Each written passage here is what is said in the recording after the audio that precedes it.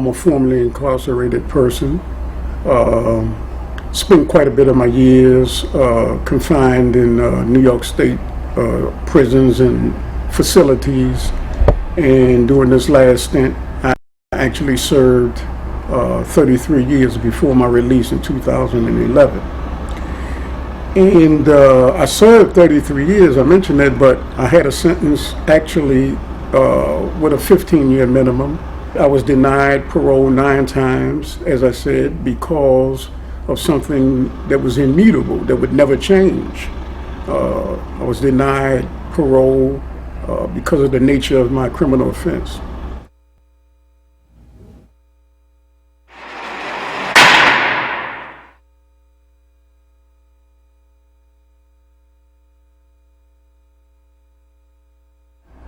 When I appeared before my first parole board in 1993, I had made major achievements during that 15-year period. I had actually obtained 4 college degrees, 2 of them master's degrees.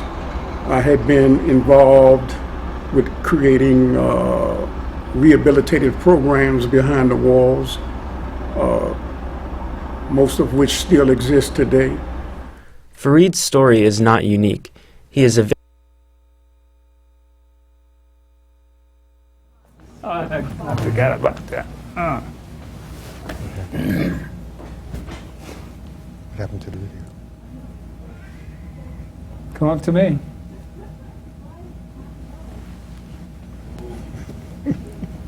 Welcome to the Gilchrist Experience.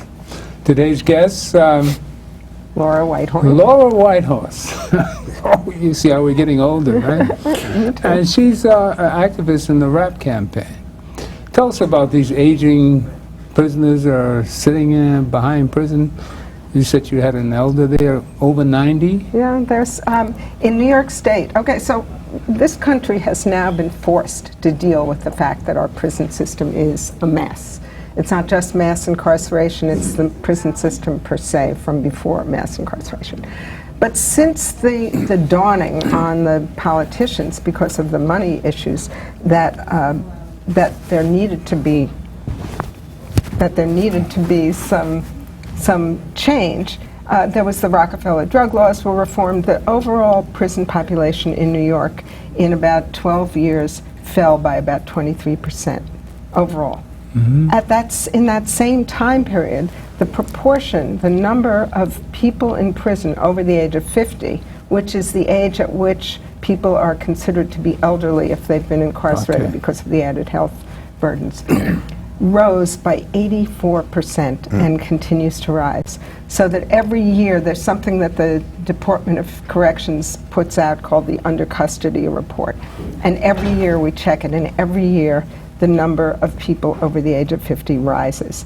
In that same time period, parole releases, which 2/3 of the people over 50 have parole eligible sentences, like Fareed, like what he just described, the denials have risen. In other words, they're letting out fewer and fewer people.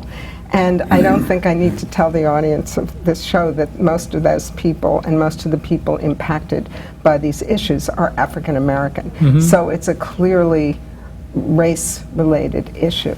And what we're saying is that it's costing, in human terms, it costs, I mean, I heard someone from Human Rights Watch described going to, I think it was Sing Sing, and being in a unit where there were people, incarcerated people with dementia. And they were so old and so demented that they were playing bingo, and they couldn't put the little things on the squares. The guards had to do that for them, and the volunteers. Okay, so someone's in his 80s, has dementia. What is the point of keeping him in prison? And yet these are the same people who are denied because of what Fareed just described, the nature of the crime. What's the cost to us as a society, as far as financially and just the inhumane part of it? Give us some idea of what it costs. Well, it costs. New York State has a slightly higher expenditure per incarcerated person than a lot of the country. That's how advanced New York is. It's more expensive to keep them. We keep more people in prison, but we pay more for them. You know. So Well, it's a business in New York State. Well, it's Everywhere. It's the state. Yeah. Every incarcerated person under the age of 50 costs the taxpayers approximately, I think it's $38,000, something like that, a year. That goes up between 2 and 4 times for people over 50, because just think about it, diabetes epidemic, Hep C, an epidemic, and actually New York State has so many people with Hep C that they're using the newer treatments, which are extremely expensive. It's good that they're using them, but that's very expensive. And the other cost that is a hidden cost of medical care for incarcerated people is the cost of custody. If someone goes to the hospital, they have to be accompanied by 2 or 3 correctional officers, a driver, a van. The whole thing has to be orchestrated. So the price goes so far up. And I think that really that's the reason why you see these coalitions of right and left, you know, progressive and conservative coalitions trying to change the laws and trying to reduce incarceration all across the country, the Koch brothers and all these people. Oh my goodness. However, people are focusing only on the drug wars. Now, those people should never have been in prison in the first place, the nonviolent people convicted of drugs. But across the country, more than 50% of the people in prison, nationally, in state and federal prison, were convicted of violent crimes. In New York State, that goes up to 64 to 67%. Well, and what about this fellow that we saw in the film here? I mean, he's done his duty. He reformed himself. And why isn't he out? At what age is... Fareed, whom you saw, is out. He's out. Finally, Okay. you know, he went to the board 10 times. And I work with him. He's the lead organizer of RAPP. He's the initiator. And people say to him, okay, you went to the board 10 times. What was different the 10th time? And he said, no idea. You tell them the same thing. They rubber stamped. I actually think they were sick of him because he complained about the process so articulately and so winningly that they said, let's get him out of here. But I know people, I know a man who's in his just approaching 70. He has hepatitis C, he has diabetes, his health care is going to cost the state enormous amounts. He's been to the board 6 times. There is nothing more he can say to them. He has exhibited remorse. He's taken as many courses and gotten as many degrees as Fareed. But because there is a pressure in this country to keep people, and by people we mean the people who go to prison in the first place. It would be very different if the prisons were full of rich white people. To keep people from ever seeing the light of day, to punish them permanently. And this is why we do RAPP. It's not only because we care about the elders, which we do. It's also because that is an issue that exposes that the problem with the prison system is not a matter of numbers. It's a matter of the system itself, permanent punishment.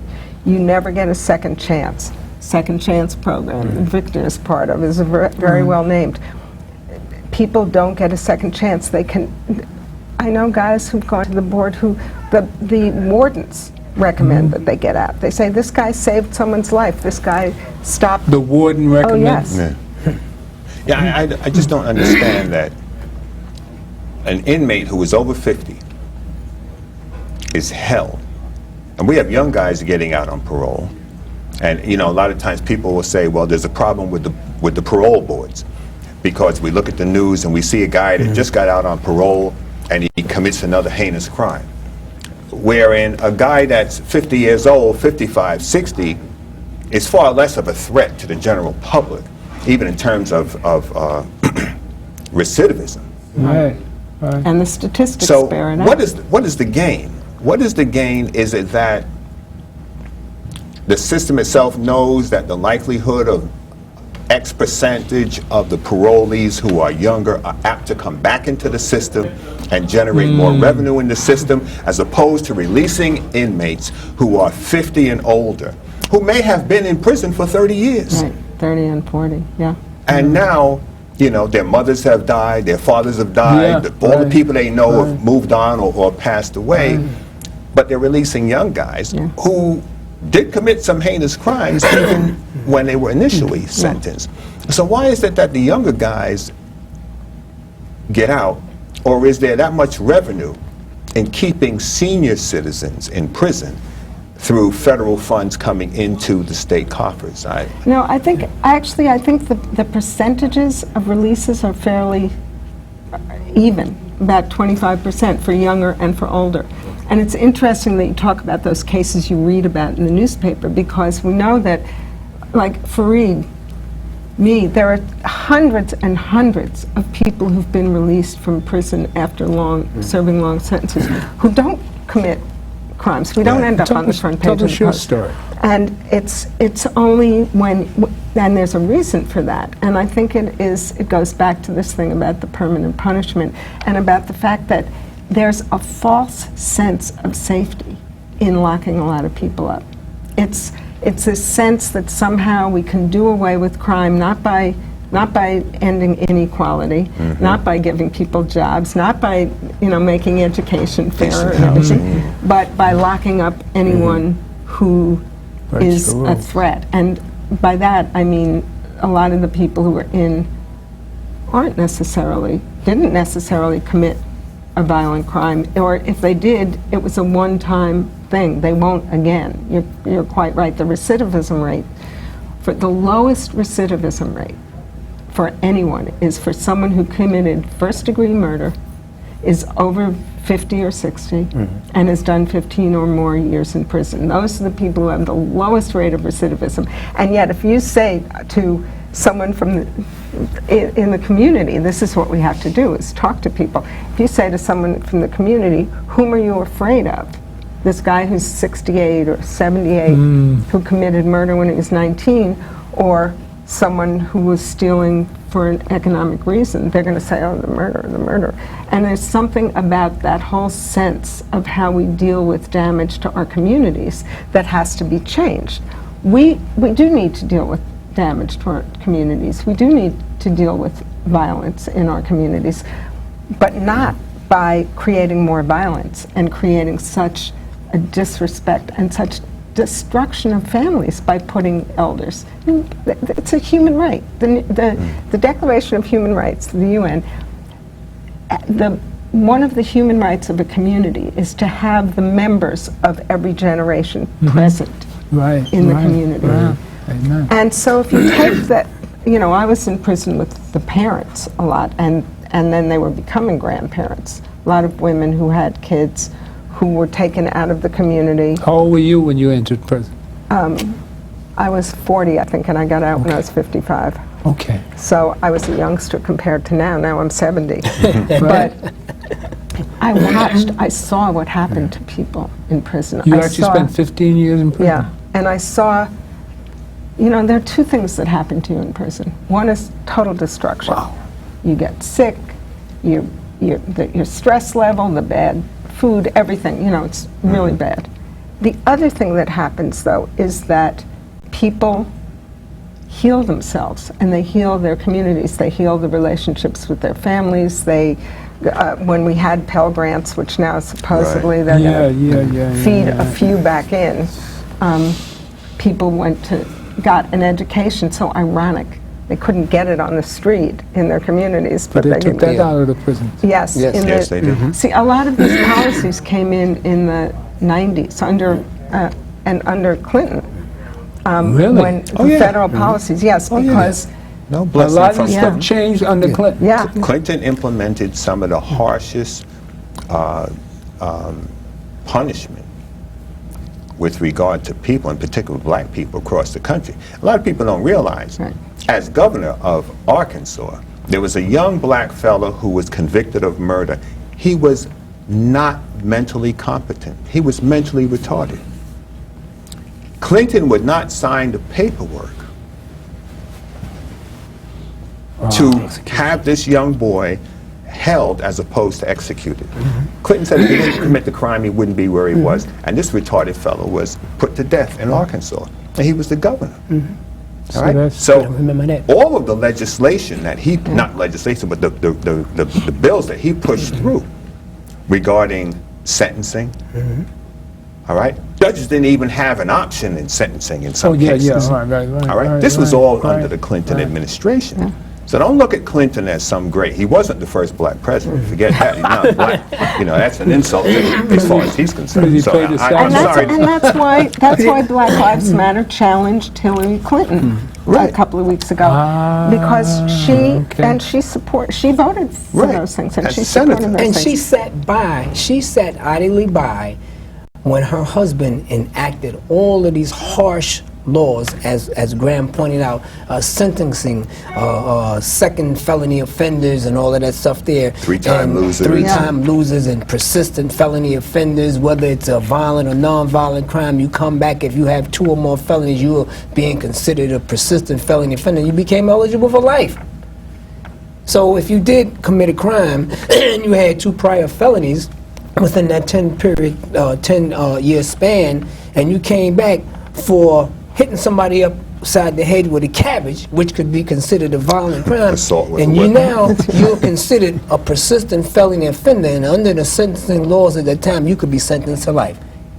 So she sat back idly by while he enacted all of these harsh laws that kept people in prison for longer and longer periods of time, which goes back to people aging in prison. And it all comes down to economics, devastation of communities, lack of opportunities, education. They took the education out of the system in 1994. People couldn't get college degrees no more. And we all know that education is the key to helping you move forward, especially for a person that's in prison, okay, for a significant period of time, who would have the opportunity to go to school, get a trade, get a degree. His opportunity becomes greater for him to become a productive citizen, as opposed to not being able to have these skills and or degrees, come back out into society, into a new world, and become a part of his community and contribute significantly. So they took this out. They took this opportunity out. So that only continue to add to the recidivism, people going to prisons, coming out, you were no more skilled than when you were. You went and did 10 years, you can come out, get a degree, you're going right back, because what, you don't have no skills, you don't have no education, so you're right back in the same cycle that you was in before you left. And it's a continuum of economics generating income, as she pointed out, the money-making paradigm, $38,000 to $50,000 a year. When you're talking to people that are older, 50, 55 years old, it's hundreds of thousands of dollars due to the medical care and the type of medical care that they're going to need. So it's an opportunity for the prison industrial complex to continuously make money all the time. So now here is a segue into what she was talking about and how what we are addressing as campaigns and coalitions, right? I'm part of a campaign that's called Parole Justice Now, and we are now campaigning for changing of the parole laws as it relates to how a person is seen eligible for parole release. So what happens is that you have the nature of the crime. People continuously going to the parole board for 10 times and keep going back and back, and they telling you the same thing. Oh, we ain't gonna let you go because of the nature of the crime. When is that gonna ever change? That'll never change. It's a past event. Right. From the time of conviction to the time you die. That will never change. So why do you continuously use the same thing as reason to keep people in prisons for longer and longer prison, where you begin to create an aging population? So we are saying with the campaign that we are helping, which we also complement the RAPP campaign, is that you not keep using the nature of the crime as a reason to keep a person in prison. However, look at a person's accomplishments since they went in prison. What things have they done to increase their education? What things have they done to increase their skill sets? What things have they done to help improve the character that is different than they were when they came in? All right, devil's advocate. You always do that. I was waiting for that. We have a couple guys I can think of. We have a guy named Bernie Getz. Not Bernie Getz. Yeah. No, Guys. Getz. You talking about He's not in prison. he got arrested for marijuana, not Bernie Getz. The fellow that was going around shooting the people back in the late 70s, he was shooting people in their cars. It's going to come to us in a minute. It's going to take 4 of us to put this together. But we know. I think we know. A serial killer, right? You know, of that nature. What's his name, Bernie? The young man who was responsible for the Central Park raping of the woman. The one who actually did it. The one who actually did it. Both gentlemen. Son of Sam, right? That was Son of Sam. Thank you very much. There's a voice coming from Valhalla giving us information. So we had Son of Sam. Well, we had the brother who was responsible for the Central Park killing. Both of these men, and I might say that Son of Sam has said that he doesn't need to be released. He said that. But he says he has He come said he didn't need to. Yeah, he said that. He said he understands what he did, and what he did was wrong. You know, but where he is, he says he's okay. All right, he's changed his life. He has come to Christ. He's confessed everything, as did the young man who raped the woman in Central Park, who said he came to Christ, and he stepped forward and said, I have to confess all the wrong that I did because there's a man serving time for a crime that I committed. And that's how the Central Park 5 were exonerated of the crime. There are some people who've done some real heinous things. Can they not find reformation and come back into the community? There were young fellas that I sent to prison many years ago, and ironically, I'm going into a parking garage on the Lower East Side right after 9/11, and a guy says, Detective Weatherspoon. I turn, I said, well, it's Mr. now. I'm retired. He said, well, and I'm looking at the guy, I said, I don't know this guy. You know, he said, I'll give you a hint. The Astoria Projects. It turned out I arrested his son for a series of robberies. Now, no weapons involved, just strong-arm robberies. But his son was 16 when I arrested him. And sent him to state prison at age 16. I said, son, you can't protect yourself at age 16 in state prison. I said to him, I said, how's your son? He said, he's home. I said, oh, God, thanks. Thank God he's home. He said, yeah, he did 5 out of 7. He was sentenced to 7.5 to 15. He got out after 5. He was fortunate. Yeah. But he said that was such a wake-up call for him. He doesn't even cross the light. He doesn't cross the street unless the light is green. You know, some people, we have one bad run-in and it's like, whoa, never again. And then we have the habituals. Yeah. But I think that when you're looking at a person that commits a crime at a very early age, or at a young age, especially at the age when they really have not began to form their mindset into adulthood, right? And you go into prison at a young age, all right? You're exposed to prison at a young age, and I'm saying, from an experience, right?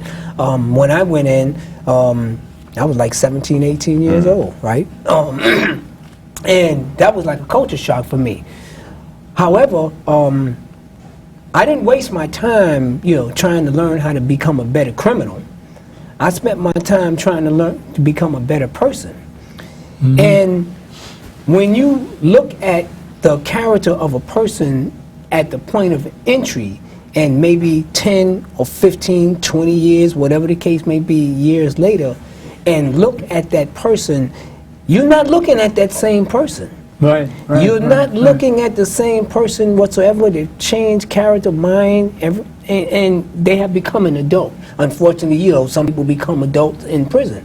So no matter what crime, and like you say, there are some people who have committed some heinous crimes, but why is a person continuously being punished because of the nature of the crime? The nature of the crime will not change, but the nature of a person will. So why can't you not judge a person on the accomplishment that they have made to be the person that they are today, and look at them not as that same person? Because you are not the same person. So why do we have this broken parole system that is allowed to continue to punish a person? You've already been sentenced once by the courts. That's not the function, and should not be the function of the parole board, to continuously sentence a person for the crime that they did, and continuously tell them, okay, we ain't gonna let you go home because of the nature of your crime, past criminal history.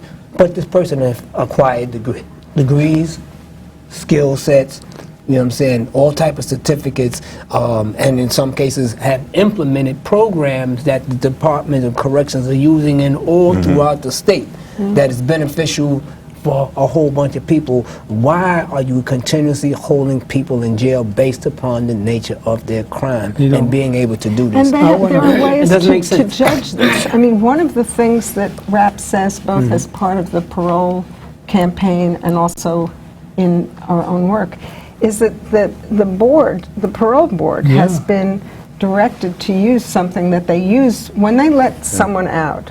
They have something called a COMPASS risk and needs assessment tool. And it's developed by psychologists. It's not perfect. I mean, any assessment tool like that in this society is going to have class and race bias. But within that, it's sort of like the thing that how they figure out how much car insurance you should pay based on your age and your, the rates of... And your zip code. And your zip code, right, I know. It is right. race-based. That's right. Insurance and is these race-based. things all are. But even with that, the risk assessment tools, psychological evaluations, evaluations by people who've known people who are going in front of the board, whether they're in prison or, whether it's a prison administrator or a friend or something. There are ways of judging. And what we're saying is that the board ignores those. So that's exactly the point. How You can did go they in treat there. you? I'm sorry, what? How did they treat you? When you I didn't get parole. I maxed out in the You federal maxed system. out. You Yeah. never went before the parole board? No. All right. You know what I want to do? I want to run this other part of the nature of the crime. We'll come right back at you. But I can tell you lots of stories of my friends who went to parole boards. Yeah. I want to hear. You never...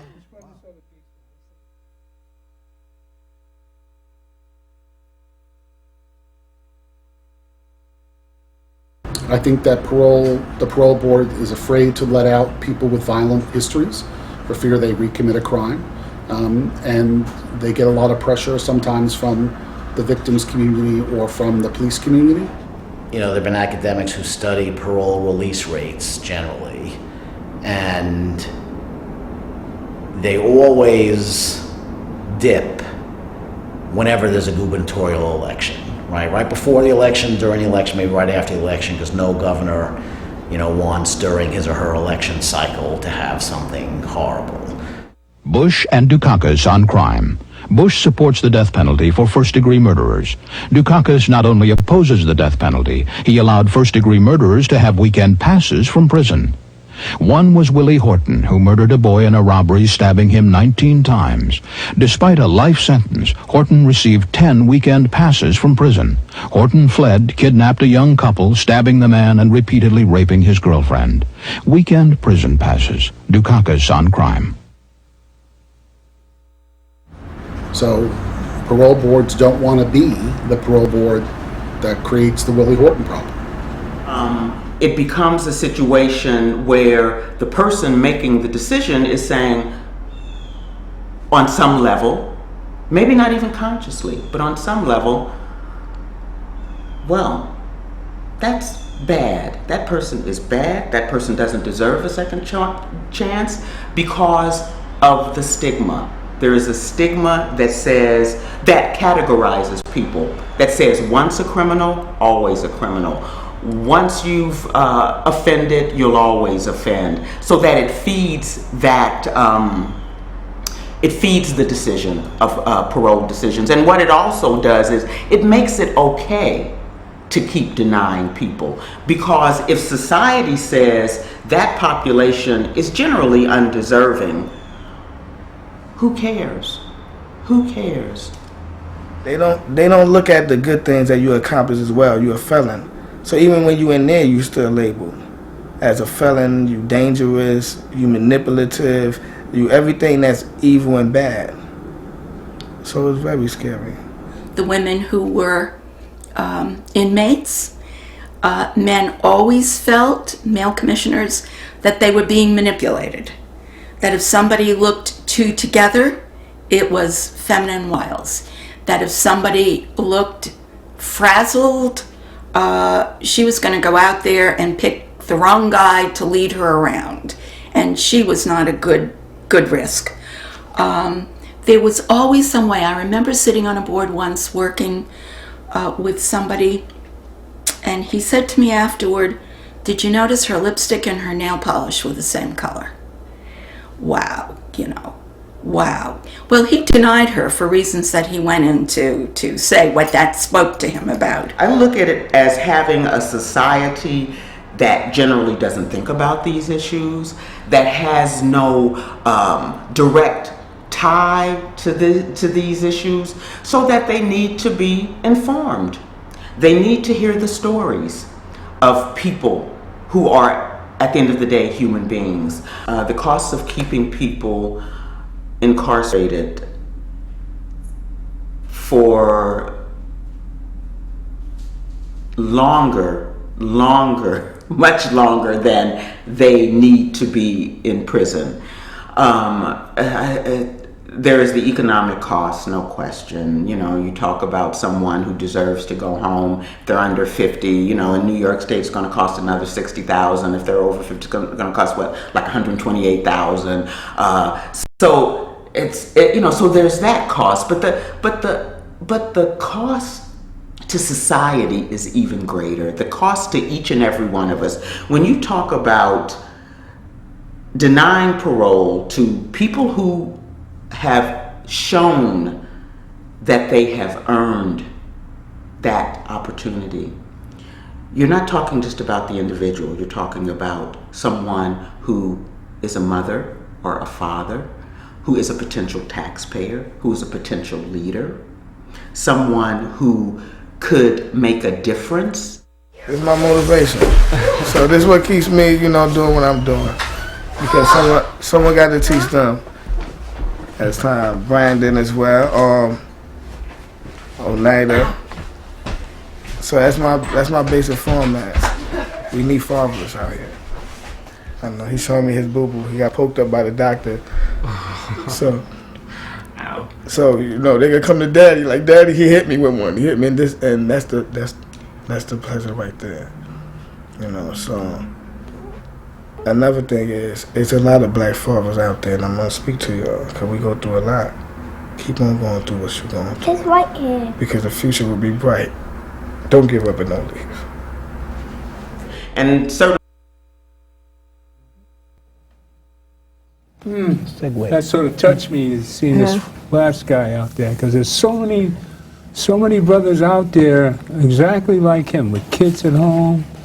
And they need that second chance, as Victor has so amply showed us in the past. But what can we do? Well, the first thing, I do think I think Sheila, who was speaking in the film, is right. There's a cost to society. So the first thing I think that we all have to do is, whether we have someone in prison or not, in our family or friend, we have to accept that this is our system. The prison system that exists is our prison system. As long as we let it go on, as long as we, read the paper when someone's, when the cops say this guy should never get out because he did something when he was 19, and by the cops I mean the established, the PBA and the people who say they speak for the community. As long as we let them speak for us, then they are speaking for the community. So we have to see that this is our issue. We have to pressure our politicians. Danny O'Donnell, whom you saw in the film, is a really good advocate for parole reform. He held a hearing in December of 2013 in Albany on the parole situation. I won't go through all the particulars because it gets boring, but the parole board wasn't doing what they were supposed to do by executive law. So he held hearings, and the hearings went all day, and people testified to their own experience, to this and that. And then the parole board issued new regulations. And so there's time when the community can comment on the regulations. And there were so many comments on the parole board regulations, all saying what we say in that film: stop relying on the nature of the crime. that the person for the state who manages the site, who manages parole comments, told us that there were 50 times as many as there usually are, and that 80% of them were on the side of saying the parole board has to change its practices. Parole board went and rubber stamped their old regulations, didn't listen to it, Didn't do nothing. and we have to hold them to it. We have to pressure the governor. Governor Cuomo has, and there's another one, exactly, he has political ambitions. And so he's afraid. You know, he's supposed to be a liberal, but he's afraid that if he does something progressive. I thought he was doing the right thing.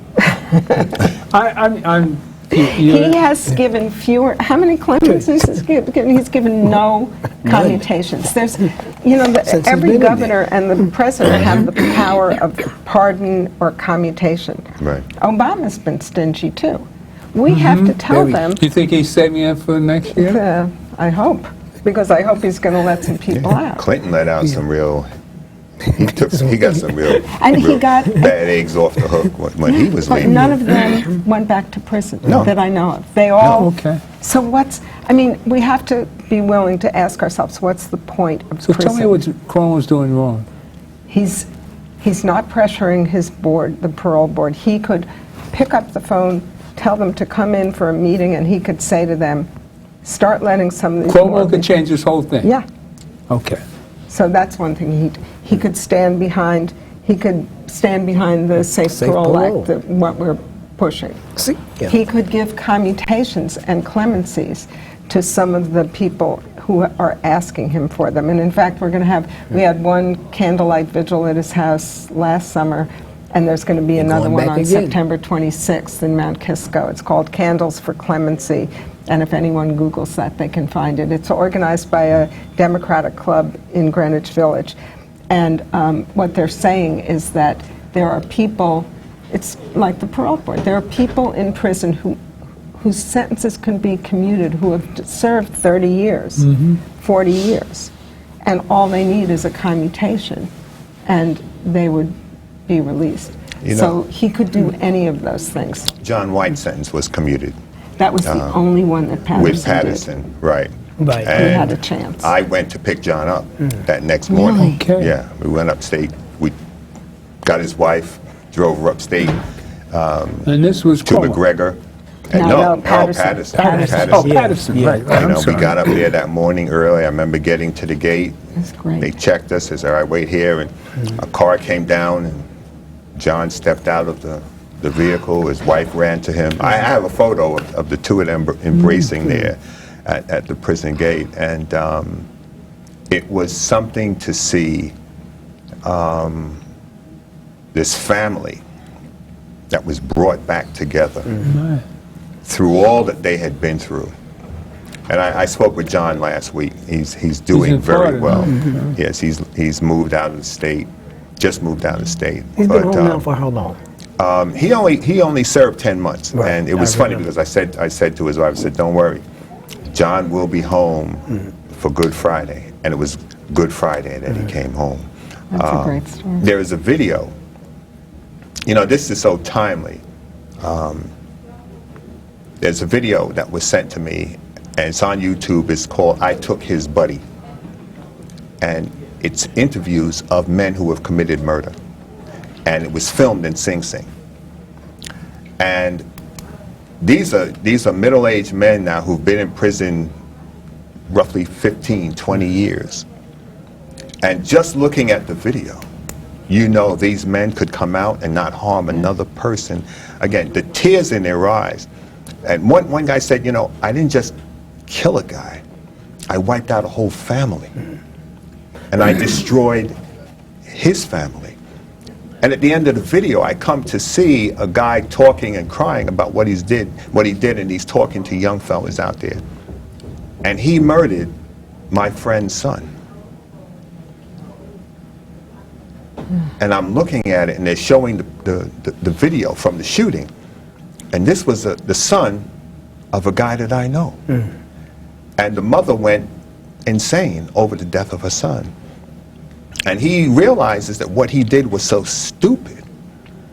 It was a shooting in the Sunrise Cinemas years ago in Valley Stream. but he was the one that did the shooting.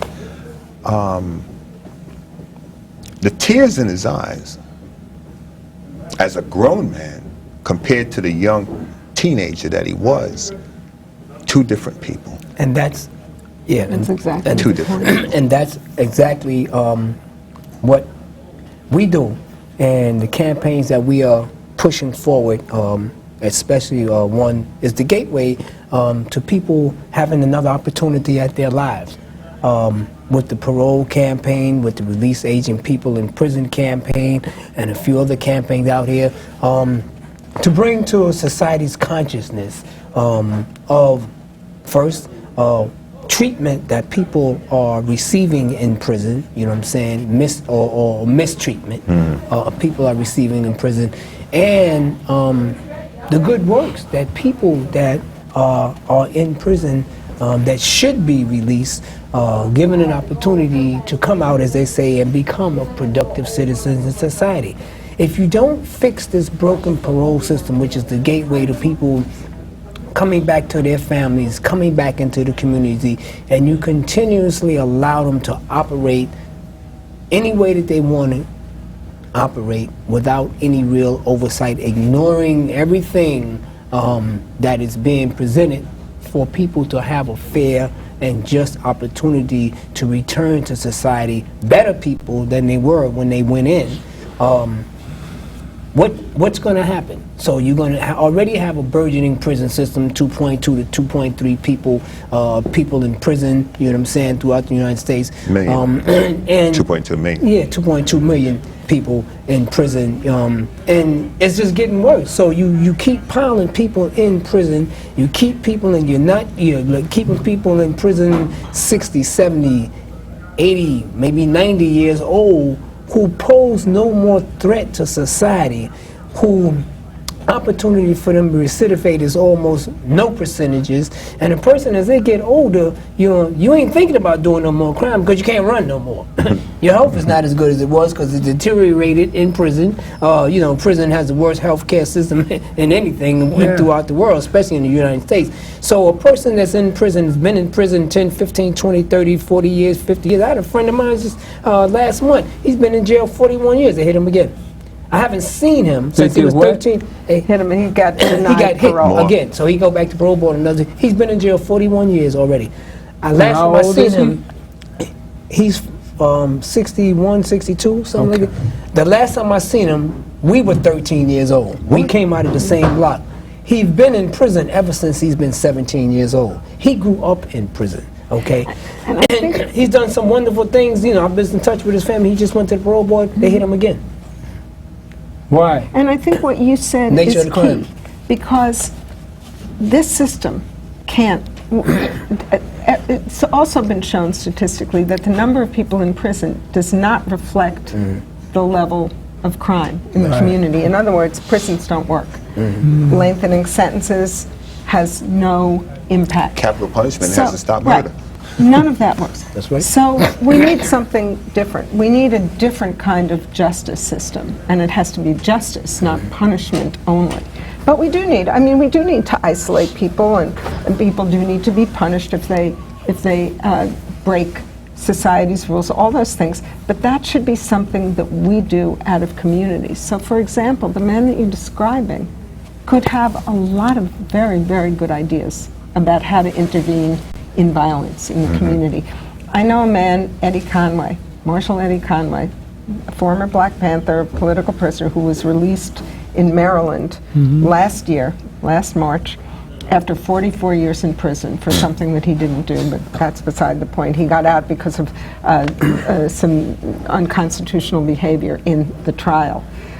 And After 44 years. Yeah, and when he was in prison, because he saw that kids were going out, getting released, and then coming back, and that when they went out, they were going out to get the guy who had turned them in or whatever it was, he pulled together a number of other old heads. At that point, at that point he was only 33, so he wasn't that old when he started. But he did something which he got help from the American Friends Service Committee down there, and instituted a program called Friend of a Friend, mentoring learning Black history, challenging each other's notions of masculinity, so that people so that young men understood that being a man didn't mean being violent and being sexist, and and that program spread to 5 other Maryland prisons, and in every one of them the level of violence fell. And then he took it to the street when he got out. And I've met some of the guys that, when he was still in prison, I used to go down to Baltimore, and the guys that were in his program and had gotten out would pick me up at the station and drive me down to Jessup to see him. And they were people whom I would want to teach kids about how to resolve difficulties, how to join together and fight for better education or better jobs or whatever. And I just want to add one thing about this whole system, because we've talked a lot about the money and the economic interest of the system, but I think it's kind of interesting also that the rise of mass incarceration, what we're calling mass incarceration, when the number of people in prison started to skyrocket, came at the end of the 70s, mid to end 70s. The other thing that went on in the 60s and 70s, as we know, was a very vibrant Black Power movement, the Black Panther Party. And so there's also an element of this that is, sometimes I say prisons don't just create jobs for correctional officers and for the police and like that. They also keep jobs safe for the people who already have them, who don't want to share them on the street. So I think there's that other element of it too. So we have to look at what we want. And we have petitions. People can go to rappcampaign.com. There's a petition you can sign that we're going to take to the governor. We have a petition for the State parole. Parole You can find that also on rappcampaign.com. And people should definitely sign those things. We go to community boards. We're talking with community boards in the city, and you'd be amazed at how many of them are supportive. Because once you bring the issue to them and say, this is a rank injustice that's being done in our name. What's happening with Mamiya? Mamiya is fighting for health care. It's really, what's happening with Mamiya is an extreme case, but is typical of what's happening with people in prison around the United States, which is that when I got out of prison, I worked at Paz magazine in HIV and Hep C, because I had done HIV work when I was in prison. So you did what? HIV work in prison. I was in DC jail in 1985. You can imagine that was at the height of AIDS. The AIDS period. So I followed this stuff a lot, and I knew that Hep C at the point that about 5 years ago, the only treatment for Hep C was this very difficult year-long course of an injection, interferon, and a pill, ribavirin, and they both have very bad side effects, especially interferon. They call it the flu from hell. All right, so the drug companies, no dummies, developed a treatment similar to what they do for HIV that disables the Hep C virus. And they went from having treatments that were the flu from hell and took a year to treatments that take maybe 6 or 8 weeks, a couple of pills a day, few side effects, and the cure rate went from like 30%, like 98, 99% to 90%. I've seen on television. These drugs are extremely expensive. In New York Which State, drug is this now? Well, there are a few. One is Havarti, one is Solvati, and there's another one, Picara, something like that. I don't know. I'm not in the field anymore. I just read about it. Most prison systems don't have the money and don't want to spend it. A lot of prison systems don't want to test people for Hep C, because if you have Hep C, they know they're going to have to treat you. So this is a fight that is being waged for Mamiya, but for people in prison around the country. And there are a couple of suits, Michigan, I think, Pennsylvania, there's another suit to force prison systems to treat people. It's Did cruel. the prison system give Mamiya this disease? No. They're fighting for that. No, he probably got it through a transfusion when he was first arrested. First arrested? In 1980. Way back. So why is it showing up now? Well, a lot of people have Hep C for many years before they discover it. But with him, I don't know whether he was tested earlier. I know in Pennsylvania there was a big battle about testing people because as I said, they didn't want to test people because if Yeah. They you want to test spend the them, you're money. going to say, Yeah. all right, That's what happens. yeah. You got people in prison, and especially people who've been in prison for long periods of time, that develop illnesses or came in with illnesses because of the fact when you go through the rudimentary health screening when you come in, like you go through orientation, there's no real, intense type, medical diagnostics that they give you. You know what I'm saying? They, blood pressure, take your blood, you know what I'm saying, heart, and they send you on your way. So they don't really do an intense diagnostic training. So a lot of times people come in prison with conditions that are already, you know what I'm saying, at a point where if there were to be detected, then it could be treated. But like Laura pointed out, they're not going to spend that kind of money on prisoners. They're not going to spend that type of money on health care to treat prisoners. And for the most time, you almost dead if you're sick in prison and there's a real illness before you even get outside to an outside doctor. I have people calling me up, relatives, loved ones in prison that's been in there, and they've got some type of illness and stomach problems and this kind of problem. They can't even, they've been there like 3, 4, 5, 6, 7, 8 years, and they still won't take them outside. And these are illnesses that are beginning to exacerbate, get worse and worse and worse. And like I say, because, like Laura pointed out, they are not going to spend the money on appropriate health care for people that are incarcerated. And that is one of the worst health care systems in the world for people incarcerated. You see what they did to Rikers Island? They fired, Corazon, the health care providers that were providing health care for the Rikers Island inmates, and how negligent they were. They came out the report of how they neglected the symptoms and signs, and they, it was a mess. They fired them. So can you imagine the situation for people that are incarcerated upstate and need appropriate health care, needs to be taken to outside physicians to be diagnosed? You're almost dead. So similarly to what Laura was mentioned with regard to Mamiya's case, I mean, I don't know, much about Hep C myself, so I can't really speak on it with much knowledge, but I just know that he needs outside care, and they are refusing to give it to him. Why? So what happens? So his lawyers have sued. I'm not sure exactly. There was a new thing the other day whether they've issued, the lawyers keep going to court to try to force the state to, because he is extremely ill. And the thing with Hep C is if it goes untreated, then you end up with cirrhosis and you end up with liver cancer. And so they're slowly killing him.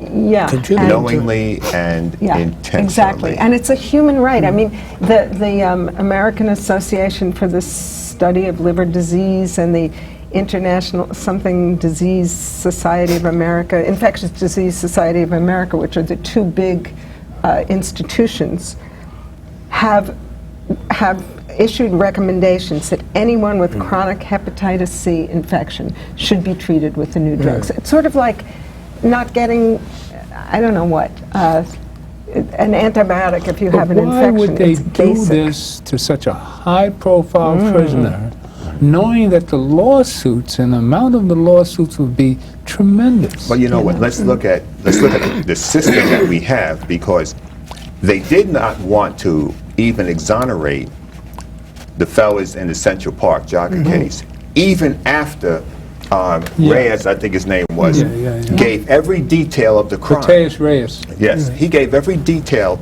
of the crime because he was the one that committed it, and they're still saying, well, we don't believe it, and they shouldn't release these guys. The detectives that were involved, that assistant DA from the sex crimes unit, who's DNA matched, who has made millions of dollars in speaking tours and books. Linda Fairstein, right? Yeah. You know, She has so a new book now. the unwillingness, when you know a lie, it's a lie. Yeah. But they believe that if you tell the lie long enough, people will believe the lie is truth. But the truth always comes to the forefront. So, as with that case, even with Mumia, I did a show with him on Democracy Now! With Amy Goodman some years ago. What a brain. Yeah. Yeah. This man is a genius. You know, I'm not promoting cop killers under any circumstances. I've had people try to kill me. But this man should have had a retrial years ago. But they don't want to go back to get the truth. And we need to understand that the courts are not about truth. A magistrate from California said that on a show that I was on years ago on Court TV. And I said to the people, you heard what the judge is saying, a Supreme Court justice from California. The courts are not about the truth. It's about who can argue the best point. I heard that before. And sway the jury. It's not about the truth. So they don't care whether or not Mumia killed this officer or not. They want the records to reflect that what they did was right and is correct. Meanwhile, the murderer is still walking around. Yeah. And this is a travesty to the memory of that slain officer and his family when you have the person who didn't commit the crime serving time for the crime that they did not commit. But the family believes he did it. They're working off the ignorance that's been, off the lie that's been fed to them, just as in the case of, in the Tawana Brawley killing, the killing of the police officer up there, who they were led to believe that he committed suicide. And when I went through the forensics, I established that the cop did not commit suicide. He was murdered. And when they brought the pathologist in, he said, this is not a suicide, it is a homicide. Now, the family was led to believe, because of the politics of Robert Abrams and Pagonis's family and all those people in Dutchess County, that this officer committed suicide. But he was murdered. He didn't even commit, he can't commit suicide and get rid of the gun. But in his case, he shot himself and he got rid of the gun. He shot himself with a gun he didn't even own. All right? But when the family found out that he was the victim of a homicide, and to this day, that homicide has never been investigated in Dutchess County. And they left it as a homicide. They've left it. They know it's a homicide, but they declare it's a suicide and have not Tawana found Brawley out who today murdered is still him. paying the officer off. And this is why we need people to take a stand in all of this. So we need them to sign petitions, we need them to come to meetings, we need them to go to their legislators, we need them to say we're not going to stand for this. Now, and where can we send or get more information? RAPPcampaign.com, RAPP campaign.com. And this is to, RAPP means what? Release aging people in prison. Okay. And Release that's aging our people simple in prison. demand. RAPP. RAPP. Yeah. Anybody our age should be out And I should say that the free. New York Times guess what? It's time to go. Oh, well, then I'll have to let the New York Times Well, can we stay a little bit longer? Well, Well, I hope we on the see you next all at show. all the different demonstrations. we have to Thank you. Thank you for coming, Laura. It's been great. And it's interesting that you actually spent 15 years in prison.